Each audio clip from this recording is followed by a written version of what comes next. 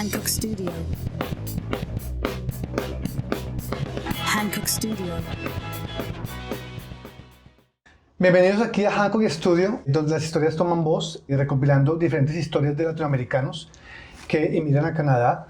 El día de hoy tenemos aquí en el estudio a Isaac Favela Carrola, ingeniero de manejo ambiental de recursos naturales de México.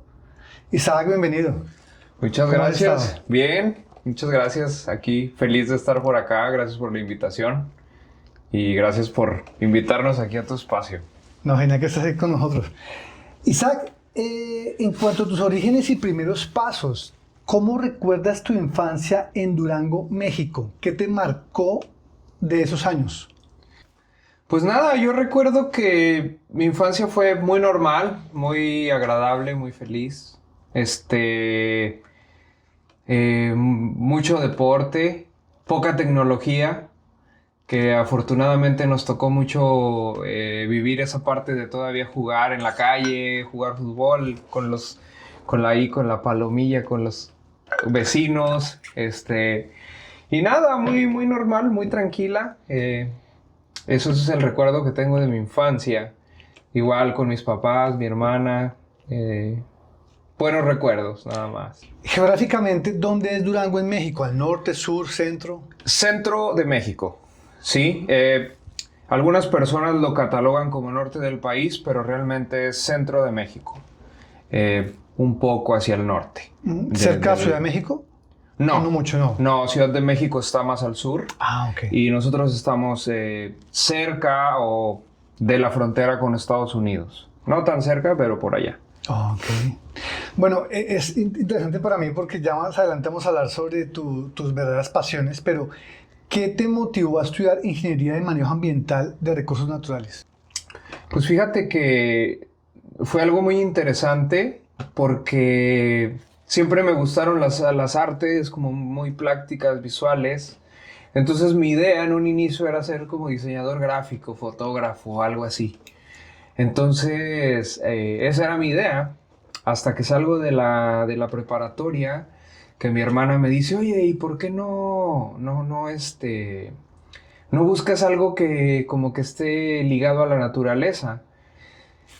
Como yendo un poquito atrás, toda la vida tuve contacto en la naturaleza por culpa de mi papá.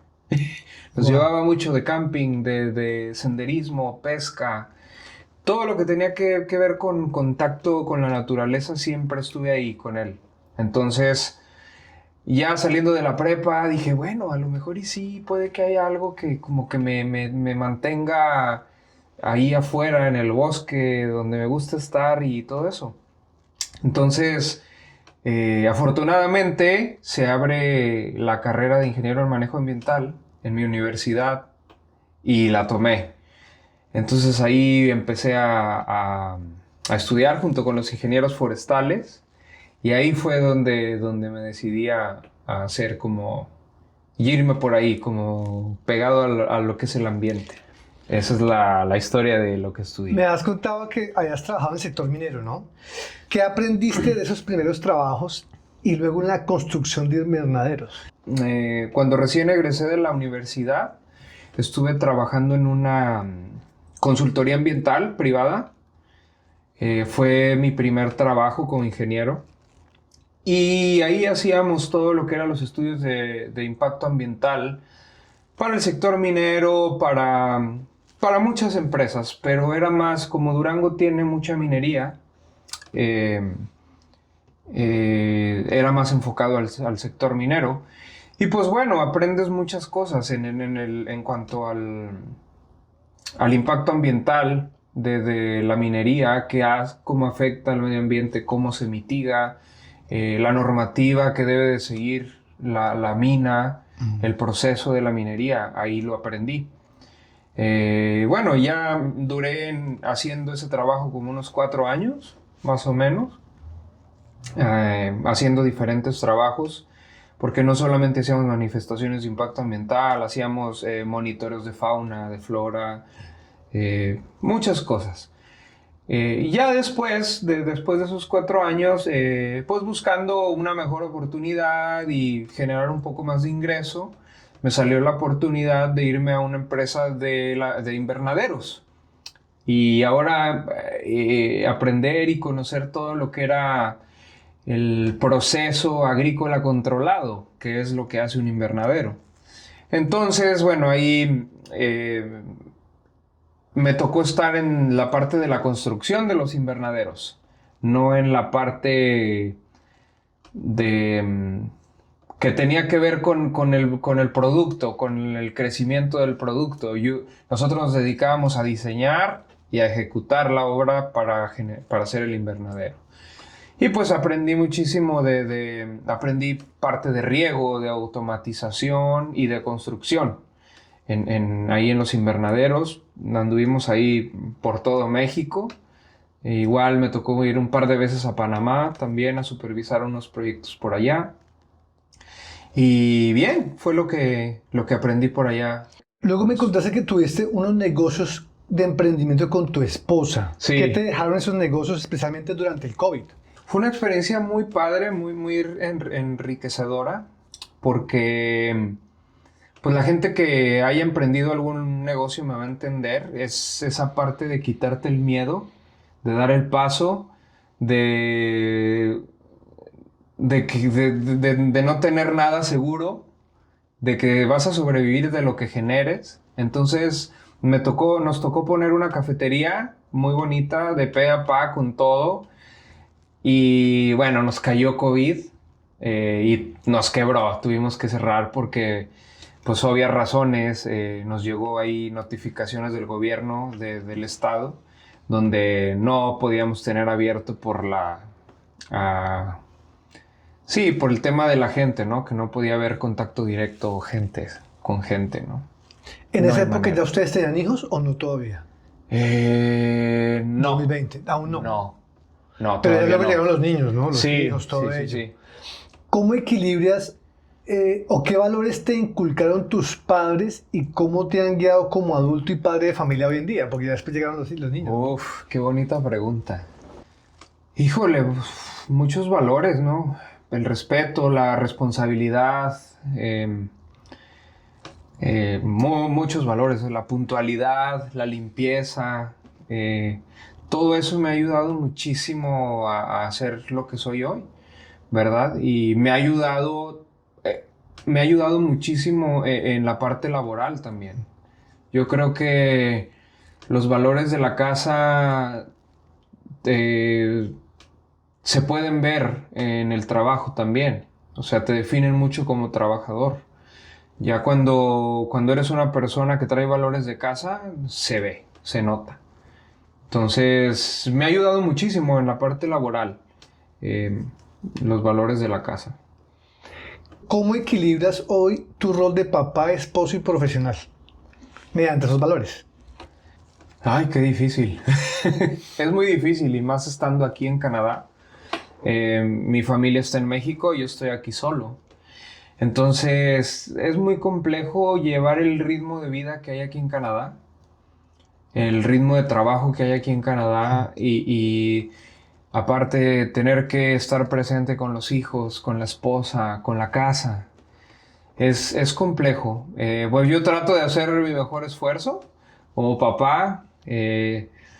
Trato de estar ahí como se puede, porque pues, ¿qué más quisiera uno estar allá, ¿no? En cada festival, en cada actividad que ellos hacen, igual con mi esposa.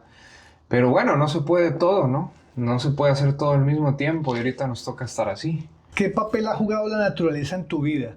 Porque también hemos hablado de que en México pues eras ingeniero ambiental, Ya. pero también despertó en ti esa fascinación por la naturaleza y también por la escalada. Yes. Cuéntanos un poco acerca de eso, por favor. Bueno, como te platiqué desde niño, fui muy cercano al bosque, a la naturaleza, a lo salvaje. No sé, yo desde que tengo memoria caminaba con mi papá en barrancas, en lugares muy remotos, que ahora de adulto me pongo a pensar y digo, híjole, Si nos hubiera pasado algo, ¿qué hubiéramos hecho? O sea, mi papá, con un niño de 11 años en un lugar donde... Inhóspito. Inhóspito, esa es la palabra. De hecho, tengo ahí un par de historias que nos pasaron que ahora de adulto digo, híjole, o sea, la libramos. Realmente peligrosas, o sea, situaciones ya de O supervivencia. sea, que tu papá fue el que te empujó. Mi papá fue el culpable. Fue el mío igual que en el ciclismo. ¿ya sabes? Fue el culpable. Sí, sí. Agradecido por eso, ¿no? Y bueno, él en su juventud tocó esa parte del alpinismo y de la escalada muy remotamente porque no existía nada, ¿verdad? En Durango no había equipo, no había cuerdas, no había información, no había nada. Y él, junto con un par de amigos que todavía andan por ahí, hicieron como que ese grupito de intrépidos escaladores y se iban a escalar con equipo remoto y entonces empezaron ahí como que a tener contacto con gente de más al sur de México, Ciudad de México, Puebla, que había un poco más de desarrollo, Toluca.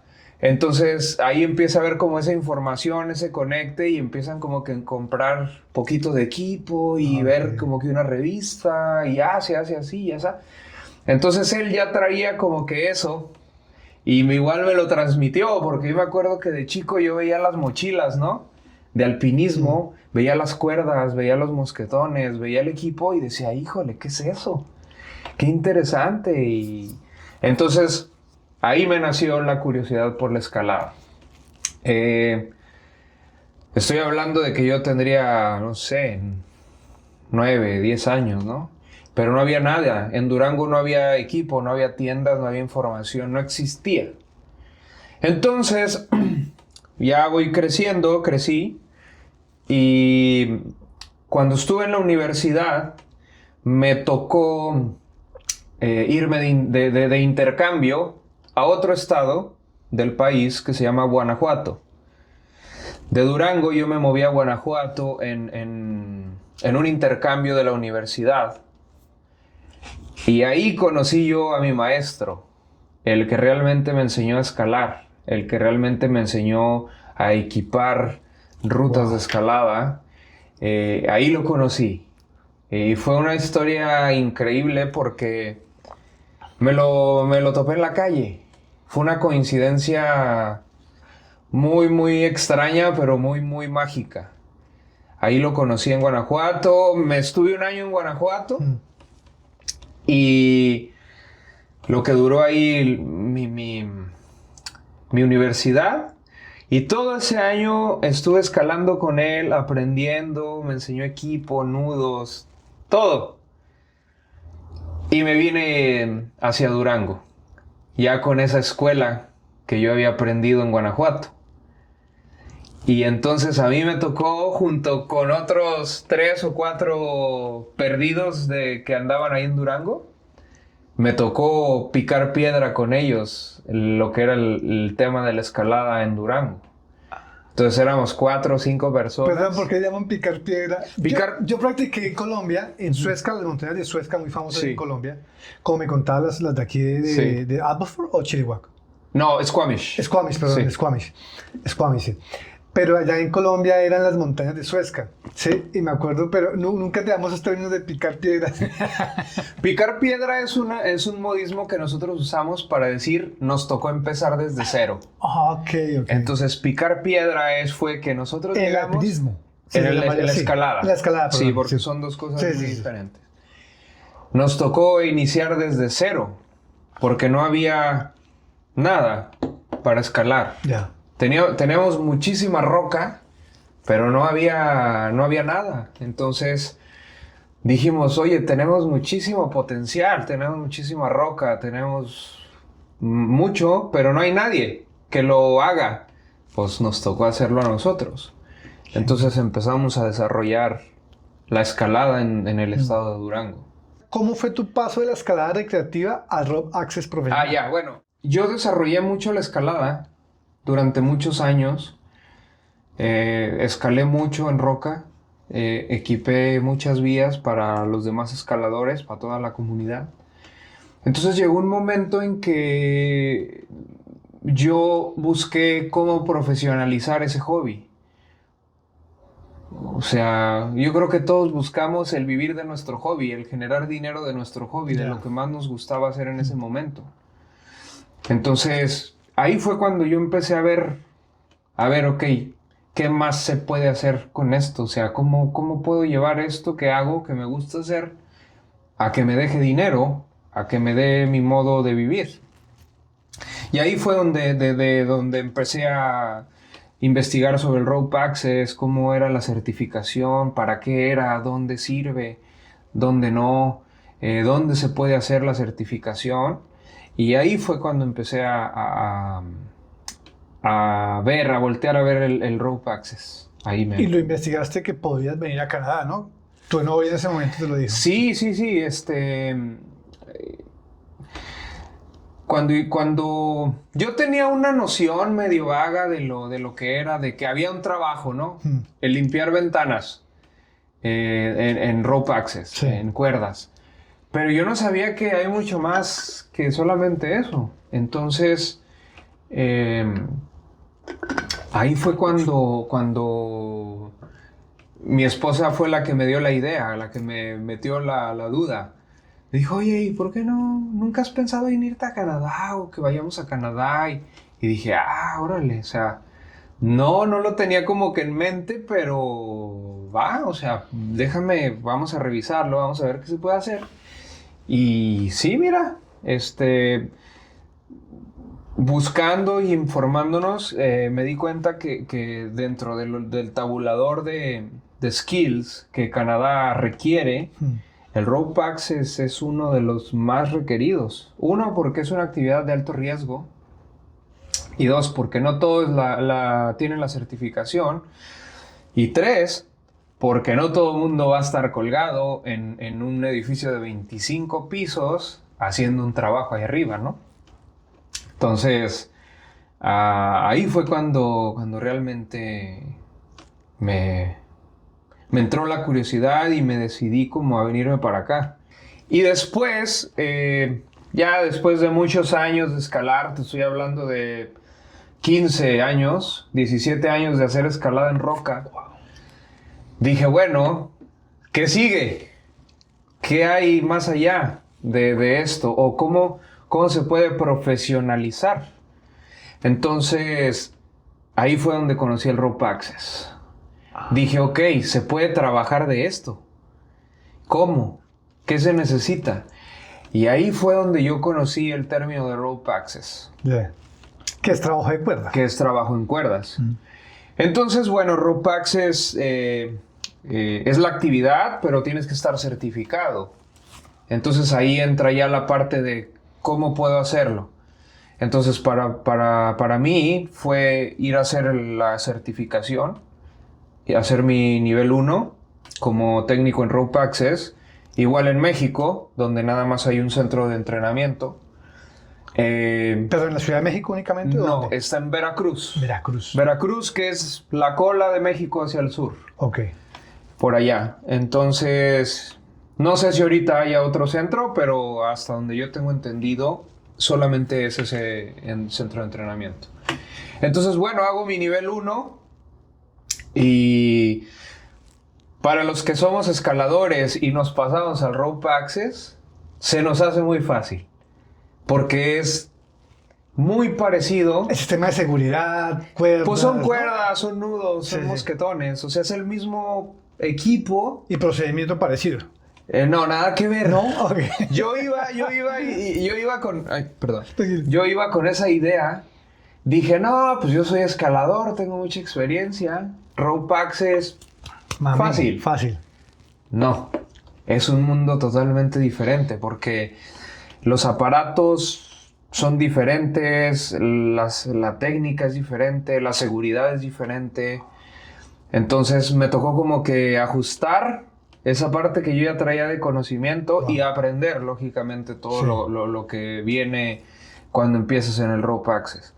Entonces hago mi nivel 1 y ya. Yo lo hice no para venirme a Canadá.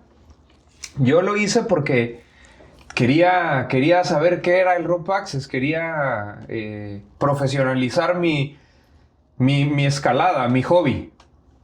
Ahí lo dejé. Pasión, hobby Sí, y mi pasión. pasión. Sí. Entonces ahí lo dejé guardado. Hice la certificación, pero desafortunadamente en Durango no hay nada de trabajo de Rope Access porque no tenemos edificios. No existen. Entonces lo guardé ahí. Yo seguí con mi trabajo, que abrí una pequeña compañía de mantenimiento, de construcción, y ahí se quedó. Hasta que ya mi esposa me dijo, oye, ¿y por qué no has pensado en irte a Canadá? Y yo, no. Entonces como que me metió el gusanito, Sí, el gusanito, la sí. duda. Y empecé ahí a Chévere. pensar, oye, y sí, y con la certificación es internacional. Entonces, dentro de ese tabulador de oficios, Canadá, el Rope Access es súper solicitado. O sea, es de la Porque no todo el mundo lo hace. Claro, es un trabajo de alto riesgo, Sí, claro. que debes de tener certificaciones. Entonces dije, oye, pues a lo mejor ya hay chance, ¿no? De poderme ir legalmente a trabajar para allá.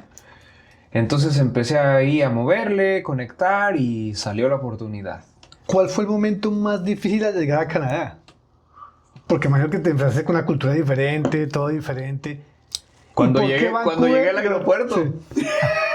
desde que pisas el aeropuerto, Ok, sí, me recuerdo que me dijiste que sentiste algo en esa caseta de inmigración híjole, en la es que no te horrible. puedas comunicar. Fue muy frustrante, mucho miedo, muchos nervios.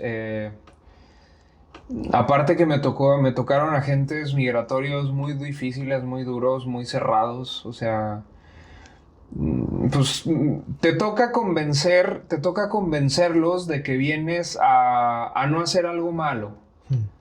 Y bueno, pues, o sea, yo como mexicano tengo la sombra de que nos gusta quedarnos a trabajar siendo turistas, ¿verdad? Con un estatus que no es el correcto. Cosa que no les recomiendo hacer. Aquí en Canadá por muchos motivos. El primero por el tema de médico. Es complejo, pero bueno. Fue difícil, fue una experiencia de 3 horas en entrevistas, en filtros, en revisiones de maletas, en todo ese tipo de situaciones, ¿no? Que no son muy agradables hasta que no sé si convencí a la gente o de plano ya estaba muy aburrido y me dejó entrar, pero pues entré. Entonces, sí, no fue nada grata la primera experiencia o el primer contacto que yo tuve aquí en Canadá. Sí, la gente se encuentra con realidades que muchos inmigrantes se enfrentan, pero que no están como preparados para ello, ¿no? Exactamente, exactamente. Y bueno, para México, para los mexicanos, el tema de Canadá, cuando oyes hablar de Canadá, todo el mundo lo pinta como magnífico, como genial, como un super país. Entonces, Sueño. yo venía con ese sueño y con, me van a tratar genial y va a ser genial todo, ¿no? Sí ha sido, pero ha tenido su precio, lógicamente. Nada ha sido de gratis. Entonces, ese fue mi primer approach con Canadá. Me contaste en algún momento que habías enfrentado situaciones de racismo o abuso en vivienda o trabajo. Explícanos un poco esa parte porque no la logro todavía como entender perfectamente. Claro, o sea, sí, claro. Bueno, yo soy una persona que está totalmente en contra del racismo y del clasismo y de todo lo que tenga que ver. Y sí, claro que existe, ¿no? Canadá es un país progresista donde está muy mal vista el racismo, todo el tema de la homofobia no es tolerable aquí. Pero el racismo sistemático lo existe, que es esa barrera que tenemos que penetrar los migrantes en cuanto al canadiense, a Canadá, al círculo, realmente al núcleo de lo que es Canadá y el trabajo laboral, ¿verdad? Porque lógicamente tú vas a llegar a un trabajo, llegas a un trabajo y en primer lugar no hablas el idioma, ¿no? El inglés, ¿sí? O sea, vienes con un inglés a lo mejor bueno o decente a quererte defender contra una persona que es su lengua nativa. Ahí es una gran barrera, es la primera barrera que tienes que superar. Y aparte que, pues lógicamente, que una empresa canadiense con supervisores canadienses son los que están en el primer escalón. Esa es la realidad de las cosas. Entonces tú, para poder brincar ese escalón, tienes que penetrar una barrera de hierro. Tienes que ganarte la confianza, tienes que ganarte el respeto de los dueños de las empresas y sobresalir aún más que los canadienses. Y lo digo con todo el respeto hacia los canadienses, pero esa es la realidad que sufre un mexicano promedio como yo al querer sobresalir en un trabajo, porque lógicamente si vas a venir a trabajar a Canadá no vas a quedarte abajo. Lo que quieres es mejorar tu desempeño, tu calidad de vida, todo eso, ¿no? Entonces, para hacer eso, para tener una buena calidad de vida, tienes que pasar esa barrera. Y ahí es donde te enfrentas a ese racismo sistemático que aún existe. Y que al final de cuentas todos somos inmigrantes, porque ellos fueron inmigrantes, sus padres fueron inmigrantes alguna vez, sus padres, ¿no? Claro. De Europa o de donde sea. Aquí los únicos canadienses son los nativos. Los indígenas. Son los First Nations. Nation, solamente. Sí. Igual en Estados Unidos, la misma situación. Son la gente los nativoamericanos. nativa. Pero bueno, eso es un tema muy extenso. Muy extenso, pero bueno. Sí, igual en la vivienda. Híjole. Eso es un tema súper complejo. Yo llevo aquí 3 años y yo creo que me he mudado de unas 5 casas. Entonces, a lo mejor yo he tenido mala suerte porque me ha tocado tener roomies muy buenos, pero un 80% muy malos o malos. ¿También latinos o otros Latinos, países? desgraciadamente, bueno, de los dos, pero más latinos que de acá del norte. Entonces, amigos, si alguno de ustedes me está viendo por aquí y rentan casas, no abusen de la gente. O sea, y más del newcomer, del recién llegado. Sí, escuchamos Porque casos. llegas y te tienes que tropezar con muchas cosas para aprender. Y todo eso es dinero, desgraciadamente. Es y tú sabes que cuando llegas pues con muy poco. Entonces tarda mucho uno en hacerse de algo, de un colchón de dinero para sobrevivir bien. Entonces estás viviendo como que el día al día. ¿Y tú viniste con tu familia, cierto? ¿O no? Sí. Pues hay hijos. El año pasado mi esposa estuvo acá 1 año junto con mi nena de ahorita ya tiene 4 años y nos tocó vivir aquí también esa parte de vivir como familia con otra gente y súper complejo, súper difícil. Otro punto que hay que revisar muy bien antes de venirse con hijos a Canadá, que es los hijos pequeños en Canadá salen muy caros porque tienes que pagar daycare, que es la guardería, y es extremadamente cara. Hay apoyos del gobierno, pero no te los van a dar así rápido, Claro. ni tiene todo su proceso, ¿no? Tienes que estar aquí por lo menos 1 año y medio para que te empiecen a dar un apoyo del gobierno. Bueno, yo estoy hablando de cómo yo llegué con mi estatus que tengo yo. Tengo entendido que ustedes, Colombia, Chile, otros países del sur tienen como que el work Working Visa. No, Colombia. Working Holiday. Working Holiday. Pero solamente visa. los chilenos y los españoles. Ah, ya. Los colombianos no. Ya, uff. Súper toca igual que usted, no. Son privilegiados. No, menos privilegiados que los mexicanos. ¿Ustedes? Sí, porque Híjole. ustedes aquí pueden, antes ya no, creo que ya no, pero antes podían venir con una ETA y ya está. No, ya no. Ya no, pero Ya antes no, lo pueden sí. hacer. Sí. El colombiano siempre ha tenido que sacar visa para todos los países, ¿me entiendes? Inclusive para Canadá es mucho más complicado. Ya. Muchas cosas han cambiado, ahorita está un poco más compleja la situación para los estudiantes internacionales que quieren venir aquí a Canadá. Sí. Está súper Sí, complejo. está muy difícil. En esa época que vine pues con mi ex esposa fue una época en la que la logramos sacar y llegamos al degree bachelor y la cuestión pagando un platal de dinero, Sí. Muy caro. pero logramos hacerlo y nos adaptamos a lo del COVID y eso también como que nos ayudó un poco porque logramos sacar un pathway especial y logramos sacar la residencia lo más rápido posible. Claro. Pero hoy en día es más complicado y para el Sí. colombiano es complicado también. Claro, sí. O sea, hace 10 años los procesos migratorios eran una chulada, Sí, muy eran fácil. maravillosos.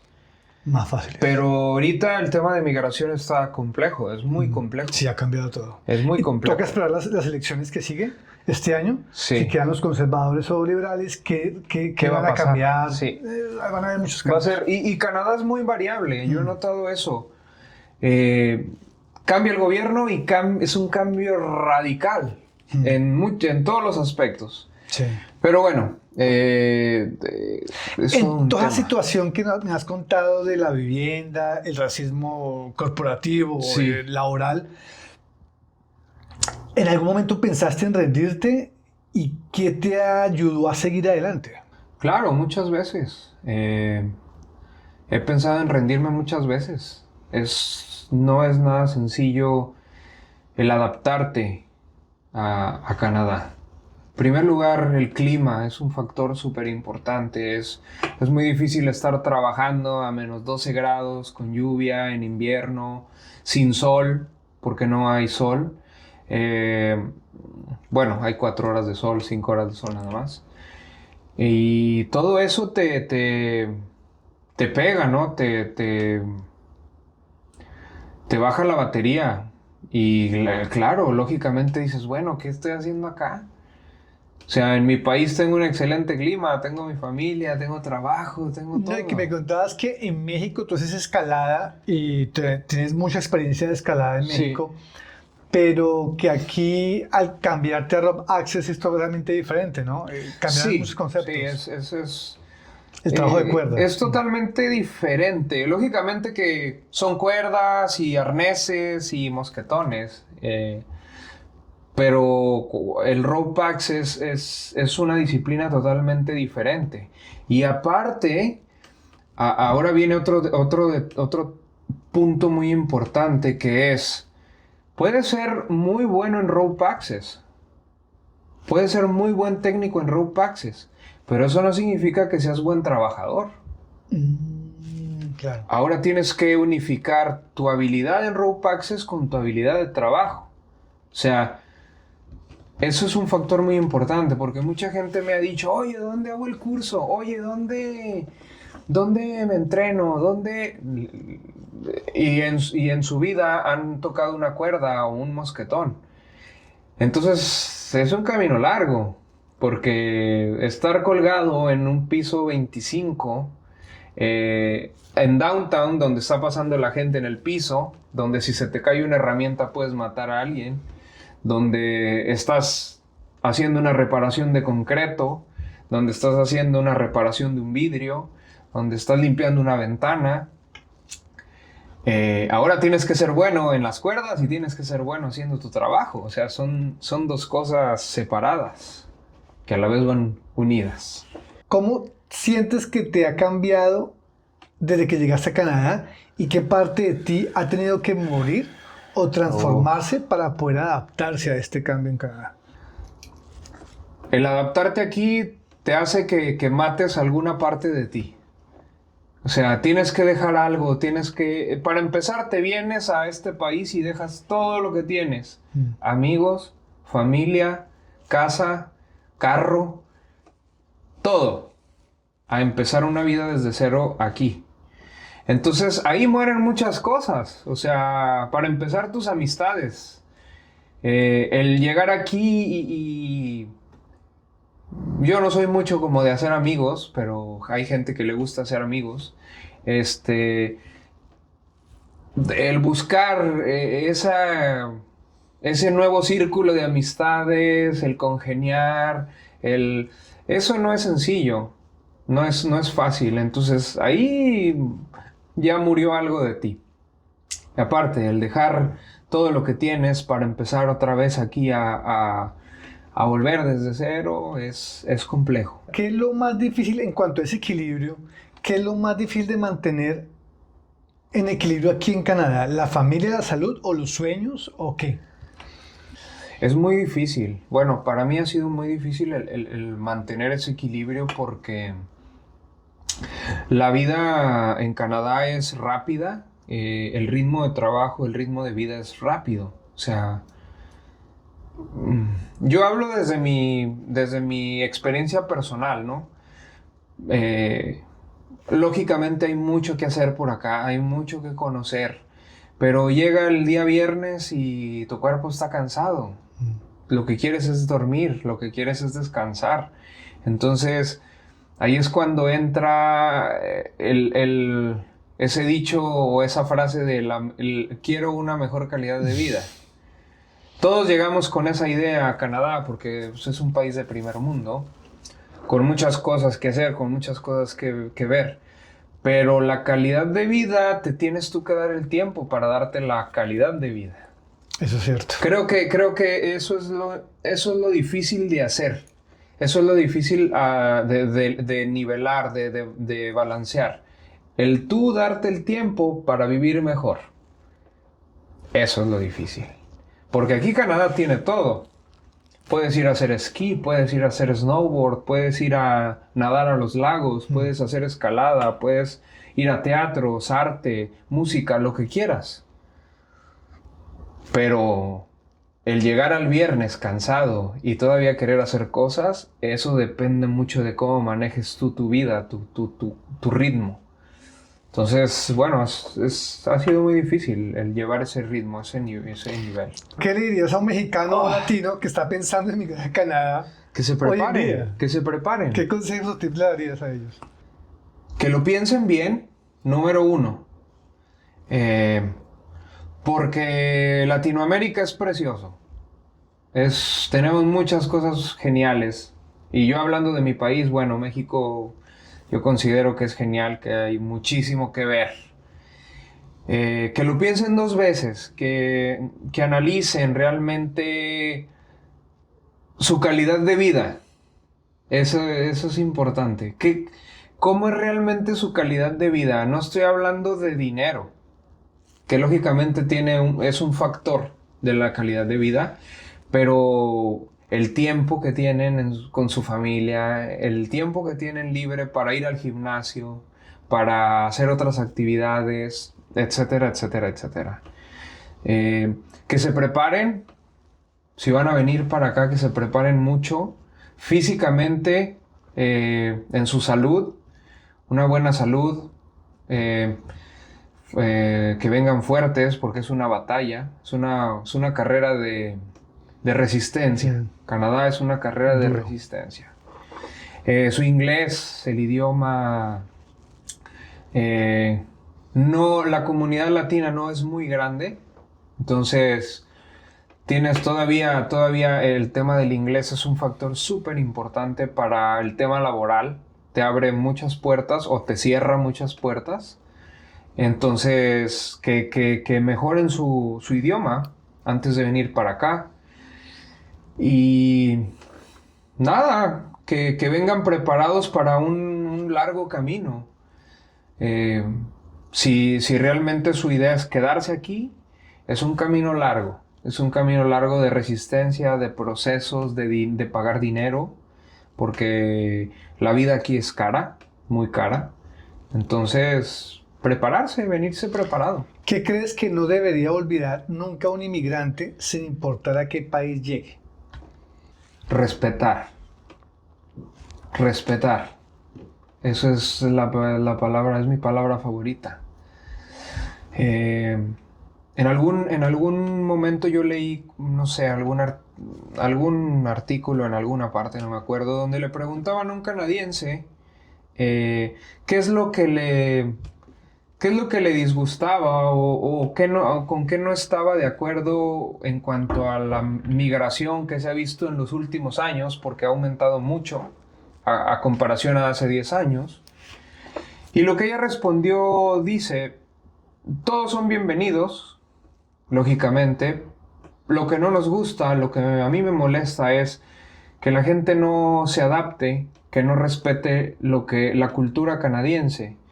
Y el canadiense se rige por normas, por normas en todos lados, desde el transporte público, desde un estadio de fútbol, todo tiene normas. Entonces, yo creo que una responsabilidad como migrantes es el respetar lo que ya está establecido, ¿verdad? Y al canadiense le gusta eso. Canadá es mucho de gente educada. Entonces, seguir esa línea. O sea, si tú estás llegando... Y adaptarse a las reglas Claro, que decías tú. nos tenemos que adaptar a lo que es Canadá. Ujú. No Canadá se va a adaptar a lo que es México, ni a lo que es Colombia o China o lo que sea, ¿no? Nosotros estamos de visita en su país. Entonces hay que respetar todo lo que conlleva a Canadá. Y dentro de eso está seguir las reglas. Eso es muy importante, seguir las reglas y ya estás. Aquí algo que dejé al principio que no te la pregunté, pero Ya. creo que la dejé al final por ello. Sí. Y fue, qué te ha enseñado la escalada sobre el trabajo, el riesgo y la vida? Bueno, la escalada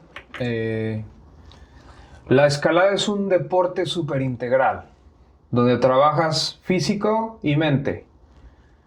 La escalada, me ha tocado ver gente que se paraliza y no puede mover un músculo por el miedo.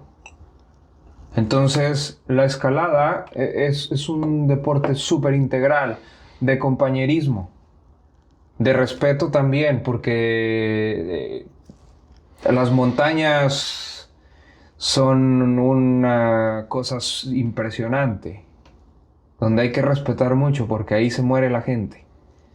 Entonces, la escalada es, sí, un deporte integral, donde trabajas muchas cosas.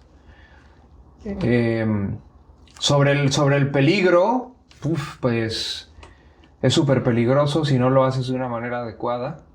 Te puedes matar, o puedes matar a tu compañero, que es algo aún peor. Entonces, si piensan hacer escalada, si piensan practicar escalada, primeramente capacitarse con alguien que sepa, y con mucho respeto, no subestimar a la montaña nunca, porque es muy compleja, la montaña es peligrosa. Me dijiste al principio, me corregiste cuando dije escalada y alpinismo. ¿Cuál es la diferencia entre esas dos Bueno, la escalada, actividades? Ujú. sí, el alpinismo se enfoca más a subir picos altos. Ok. Estoy hablando del Everest, de la Aconcagua, es un tipo de Y senderismo. combina la claro, escalada con el claro. Ok. Con senderismo con escalada. Exactamente, es una mezcla, porque para hacer alpinismo tienes que conocer maniobras de rescate, maniobras de seguridad que van a la escalada, que son escalada. Manejas cuerdas, manejas nudos, manejas arneses, manejas descensos en el alpinismo. Pero el alpinismo es totalmente resistencia física. Estoy hablando a cardio. Ya. Tienes que tener un cardio impresionante para hacer alpinismo, porque el alpinismo es subir 3.000, 4.000, 5.000 metros sobre el nivel del mar. No, el año pasado lo hice en Colombia, 5.000 Entonces, metros, casi sí, me muero. entonces no respiras, no hay oxígeno. Claro, no hay oxígeno. Más de altura. Exacto, te da mal de altura, no puedes respirar, muchas cosas. hipotermia. Entonces, ahí esas son las dos diferencias entre el alpinismo y la escalada. Pero igualmente para la escalada, bueno, lo hacemos únicamente en roca, ¿verdad? La escalada, como tal, solo en roca. También se puede hacer indoor, que son los gimnasios. Bueno, los indoor, sí. Hay Sí. muchos gimnasios. Pero en outdoor, en los exteriores, igual necesitas algo de condición física, ¿no? Porque súper. Sí, claro. Súper. En los pies, en las manos. Súper. La escalada es un deporte muy celoso. Tienes que, si quieres ser un escalador fuerte, tienes que hacer un entrenamiento, alimentación súper dedicada. Súper dedicada. Sí, puedo hablar aquí toda la tarde de la escalada porque tiene muchas variantes. Hay escalada tradicional, hay escalada deportiva, hay boulder. ¿Cuál es el boulder? Perdóname. El boulder es una modalidad donde se escalan monolitos pequeños de roca. No necesitas cuerdas, no necesitas arneses, es solamente tus zapatos y un pad, que es con una colchoneta para amortiguar las caídas. Sí. Pero el boulder se trata de hacer pequeños problemas con grados difíciles de alcanzar. O sea, para ser bueno en boulder debes de hacer mucha fuerza. La gente que hace boulder es gente muy fuerte. Wow. Entonces, bueno, lógicamente que hay niveles, ¿verdad? Empiezas en el 1 y acabas en el 15. Luego ya está la escalada tradicional, escalada artificial, escalada en multilargo y la deportiva.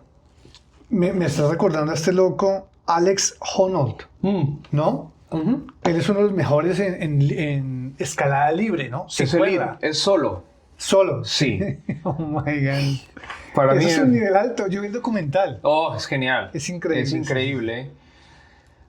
O sea, y hablar ya de escaladores en solo, como Alex Honnold, es como... Yo prefiero a... Ay, se me fue su apellido. Alex... ¿También es solo? Alex Huber. Sí, yo prefiero a Alex Huber. Wow. Porque es menos comercial. Okay. Es más underground. Pero Alex Honnold es una máquina mental. O sea... Total. Sin cuerda, ¿no? Lo hacen todo. No, y lo que escala, o sea... Sí, tú te puedes escalar, puedes hacer un solo de 10 metros y ya te considero loco, pero escala Yosemite, que es el Parque Nacional en California, escala 4 de las vías más largas, te estoy hablando de entre 700 y 800 metros, Wow. el mismo día, sin cuerda, 4, las más difíciles de Yosemite. Y las escaló sin cuerda. Deben tener mismo mucha día. resistencia en las manos, los pies, el cuerpo, en todo, ¿no? Es impresionante la fuerza que tiene física y mental. Es sobrehumano para mí. Es algo increíble lo que hace él. Aquí en Canadá, ¿continúas practicando escalada o no? ¿O solo te dedicas a rope access? Sí, al trabajo? mira, De yo acuerdo. ahorita realmente tomé un stand-by muy grande en cuanto a la escalada. Porque escalé mucho, equipé mucho. Ok. Fue mucha montaña la que yo comí durante muchos años. Entonces, ahorita escalada lo tengo como muy en stand-by y estoy dedicado más a la parte industrial, a la parte laboral que es el rope access. Ok. Pero outdoor ahorita no estoy haciendo nada. No estoy O sea, haciendo tus nada. fines de semana, ¿tus hobbies cuáles son? Los fines de semana. por Pura ejemplo. música. Ah, genial. Sí, sí. ¿Tocas algún instrumento o qué? Colecciono música jamaicana. Oh, Sí. Reggae, dancehall. Reggae. Todo Ska, rocksteady y Ska. reggae. Wow. Sí, de los Me gusta 60s. mucho la música. Ah, de los 60, lo clásico. Sí. Tengo Antes de una Bob Marley. colección. No, Bob Marley está desde el 60 también. Ah, también, ¿no? ¿Qué Con sí, The, bueno. con The Wheelers. Muy poca gente sabe eso porque ya lo conocen ya cuando empezó a hacer como reggae, dub y otro Ya, estilo, ya. roots, todo Sí, ese sí. tipo de reggae ya más adelante. Pero sí, yo me concentro en eso. Entonces, Ve, Ahorita interesante. estoy muy enfocado en el tema de la colección de acetato, de viniles. De vinilos. Sí, En mi época, no soy viejo, pero en mi época, sí. llegué a tener con un amigo más de 300 Genial. LPs, Sí, sí, vinilos. sí. Recuerdo muchos grupos de rock mexicano, chilenos y argentinos, ¿no? Órale. Tuve autografiados los de los Prisioneros de Chile, Caifanes, en esa Órale. época, Auténticos Los Auténticos Decadentes. Decadentes. Sí. Sí, esa época de... Sí. es que México tiene mucha ¿Qué eran, riqueza. 90s? De los 80, 70, Ok, 90. ya. Sí, sí, sí. Qué genial. Mucho vinilo, me acuerdo. Sí, En mi casa la- teníamos el aparato, ¿no? Sí, yo tengo mi tornamesa y saco ahí los fines de semana, me compro mi cerveza y me pongo a poner mis O sea, discos. ¿lo trajiste aquí el tornamesa? Sí, aquí la tengo y tengo mi genial. colección acá. Yo tengo mi colección Ve, ve, acá, ve. entonces eso... Bueno, para mí la música siempre ha sido un factor. Yo no puedo vivir sin música. Genial. Ha sido un factor súper importante. Pero no haces hiking, no sales, no, No. ya no. No. Creo que viste Tengo, demasiado. tengo cero contacto con el outdoor ahorita. Ok. Estoy como que muy enfocado ahora en este tema de la música y estoy haciendo cero outdoor. Y también que viviste en México todo ese tema del medio ambiente, la naturaleza. Sí, o la sea, escalada lo ya. desarrollé mucho, lo conozco bien Genial. y creo que aporté, Diferente. dejé una huella grande Ya. porque equipé muchas vías para los escaladores, hice una Sí. gran cancha para que ellos jugaran, igual las nuevas generaciones que vengan, ahí está. Entonces, como que tengo esa parte ya muy tranquila, Chévere. muy desarrollada y ya. Interna. Sí. Me recuerdas mucho. Aparte de la edad, perdón que te interrumpí, ya ahorita ya es como ¿Qué edad tienes, hablamos, Isaac? 38. Ah, no, pues estás joven. Pero tengo desde los 13 años haciendo Sí, trabajo claro. físico. Entonces, ok. ya El cuerpo llega a cansarse. el cuerpo ya me dice ahorita, oye, tranqui. Para. Sí, No, es cierto. vete tranquilo. Entonces es toda la semana de trabajo pesado en la construcción, como para ir otra vez el fin de semana. Yo, en lo personal, ahorita estoy bien. Estoy satisfecho. Como otros compañeros tuyos. Sí, tengo amigos hacen míos que trabajan escalada fin de semana. conmigo y se van a escalar, ¿no? Wow. Y los entiendo perfectamente porque sé lo que la escalada te puede llegar a hacer sentir. Es una... Te enfoca en el momento presente. O sea, está uno sí, enfocado. o sea, es... Y no está uno sobrepensando. No, claro. No, la escalada, como te decía, mentalmente te lleva a otro nivel de superación muy grande. Porque es estar intentando y a veces ganas y a veces pierdes. Entonces, es como estar tratando de vencer ese miedo, de vencer ese problema, de cómo lo resuelvo.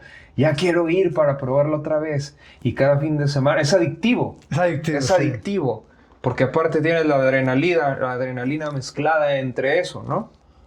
Yo estuve aquí investigando.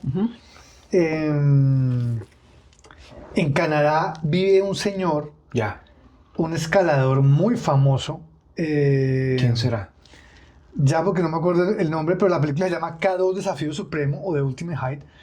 Es una película del 91 y está basada, aquí K2, dice, creo que sí la llegué está a ver. basada en Jim Whiteware, No lo a conozco. Louis Richard. Él es canadiense, él vive aquí en British Columbia, cerca de British Columbia. Órale. Y él escaló el K2, que es la segunda montaña más alta del mundo, al lado del Everest, pero la Palabras. más peligrosa. Palabras mayores. La más peligrosa, donde mucha gente ha muerto. El tipo sobrevivió en la montaña en un iglú Sí, que él en un hizo iglú. dentro de la nieve Ya. y pasó toda la noche allí. Y sus dedos obviamente los destrozados, cortaron, todo, sí. pero el tipo sobrevivió a ese tipo de aventuras. Híjole. Y él escaló el Everest y el K2 varias veces. Y el tipo es una leyenda. Y él vive acá en... Sí, son Voy a leyendas. buscarlo, quiero entrevistarlo. Él vive Híjole, acá. sería genial. Sí, Jim Sí. Whiteware se llama el tipo. Igual y La película es también buenísima, te la voy a enviar. hay escaladores muy fuertes y famosos que también se viven ahí en Squamish. ¿En Squamish? Igual los puedes contactar, sí. Wow. Sí, sí, sí. O Es que- sea, no te extraño un día ver a Alex Honnold ahí. Ellos viajan mucho, se mueven mucho. Imagino que en Squamish hay centros de entrenamiento o con No. guías o profesores Sí, para sí debe haber guías. practicar y Sí, aprender hay un una poco más, tienda ¿no? que se llama Rock On, Ok. que está centrada ahí en Squamish. Todo el mundo la conoce, toda la comunidad escaladora.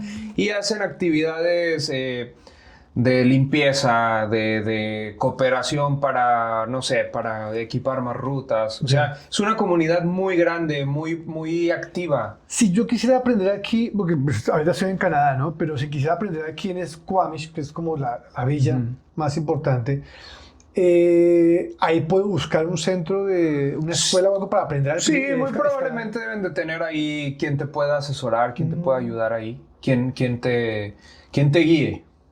Y de una manera muy profesional, porque tienen Ok. mucha información y mucha Ya. escuela aquí en Canadá. Mucha, muy grande. La comunidad es súper grande. Genial esa información porque me Sí. parece interesante. Igual aquí en la Hice ciudad. pinitos en Colombia, pero de Ya. beginner. No, igual no tienes que irte a Squamish. O sea, aquí en los rocódromos, así se les llama, a los gimnasios indoor. En los indoor. Ah, ok. Puedo empezar a Ahí practicar. claro, ahí te van a enseñar Genial. todo de una manera excelente. Yo creo que Voy a sería... investigar. Yo haría eso antes de irme a Roca. Perfecto. Yo le recomendaría a la gente que va empezando que tengan el acceso a un gimnasio. Primero acérquense a un gimnasio, conozcan de qué se trata, Sí. aprendan lo básico, tomen su curso, porque debe de haber algún curso Claro. de iniciación, y luego ya váyanse a la roca. Genial. Porque la roca, cuando ya tocas roca, ya es otro boleto, es muy diferente. O sea, primero indoor y Primero aprender aprende lo técnicas básico. y lo Sí, básico. y luego ya Perfecto. vete a la roca. Voy a hacerlo. ¿Sí? Isaac, muchas gracias por estar aquí el día de hoy. Ya para finalizar, quiero preguntarte cuál es el legado que te gustaría dejarle a tus hijos con esa historia personal tuya. Que no se rindan para nada. Eso es mi legado. Ellos van a hacer su vida, ellos van a tomar su camino. No sé si va a ser fácil, no sé si va a ser difícil. Pero a mí, Isaac, me tocó vivir muy diferente a lo que vivieron mis papás en cuanto a todos los aspectos. Poder adquisitivo, profesión, todo es diferente. Entonces ellos muy probablemente vayan a tener que vivir algo igual o más difícil. Entonces, que no se rindan, que se preparen y que se rindan, y no se rindan en lo que va a ser su vida personal. Wow. Ya para finalizar, te voy a dar a escoger 3 diferentes juegos, ¿no? Son juegos en el que tú puedes escoger la lámpara de Aladino Ok. y le puedes pedir 3 deseos, ¿ok? Aquí vas a pedir 2 deseos aquí en cámara para que tengamos como darte la energía y que Ok. se cumplan tus 3 deseos. O puedes usar el teléfono rojo de la máquina del tiempo y llamar a una persona y decirle las cosas que nunca le dijiste o una cosa que nunca le dijiste o que te hubiera gustado decirle pero que no te atreviste a decirle en ese momento a esa persona y lo puedes hacer en este momento. ¿Ok? Ok, ¿la lámpara es para los 3 deseos? Sí. Ok. O el teléfono es para llamar y decirle en ese momento a alguien esa cosa que nunca le dijiste a esa persona. Y que tú dices, no me quiero morir sin decirle eso a esa persona. ¿Cuál de esas 2 escogerías tú? Mira, yo me considero una persona muy directa, entonces yo creo que siempre le digo a la gente lo que quiero decirle. Entonces el teléfono no lo voy a usar. Voy a usar la lámpara de los deseos. Frota la lámpara de Aladino y pide los 3 deseos, por favor.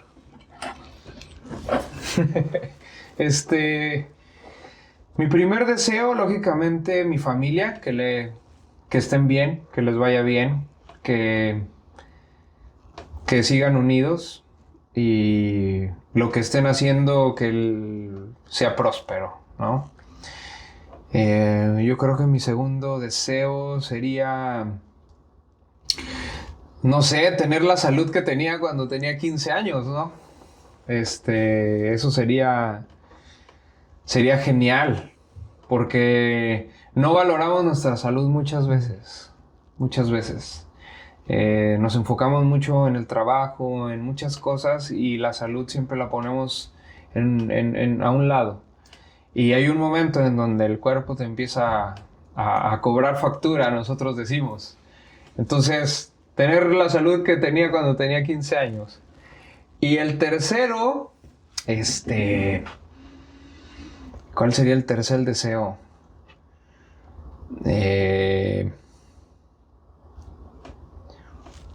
Híjole, no sé cuál sería un tercer deseo. Me hablaste antes sobre el planeta, el mundo, que todos estén mejor. Ya. Fue muy Sí, bonito. pues me gustaría que la gente fuera más humana. Más humano fue lo que Más dijiste. gente, que la gente fuera menos egoísta. Sí, que fuéramos un poco más empáticos, más, no sé. También sé que es imposible que todo el mundo concuerde con todas las ideas. Habemos muchos millones de personas, con cada mente es un mundo diferente, pero hay cuestiones en las que pudiéramos sencillamente ser más humanos, más empáticos. Entonces, creo que eso sería mi tercer deseo, que la gente tratara de ser un poco más. Escoge 3 números, 1, 2 o 3. El 3. El 3. Sí. Bueno, hay 3 puertas. A ver.